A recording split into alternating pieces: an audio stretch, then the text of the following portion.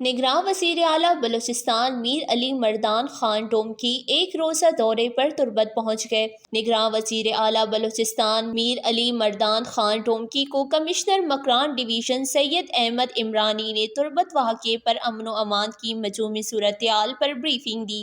حکومت کوشش کر رہی ہے۔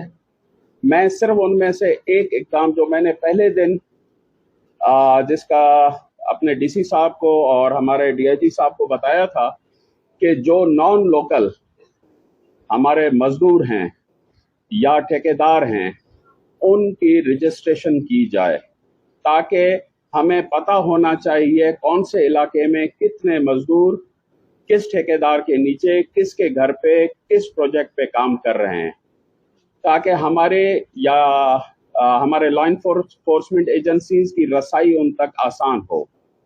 باقی یہ انتہائی افسوسناک واقعہ ہے۔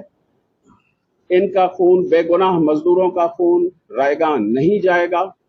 ہمارے بلوچستان کی روایت کے برخلاف ہے کہ آپ کے علاقے میں کوئی مزدوری کرنے آئے یا پناہ لے یا آپ کے سائے میں اپنے بچوں کا روزگار کمانے کے لیے آئے، ان کے ساتھ اس طرح کی ناجائزی ہو۔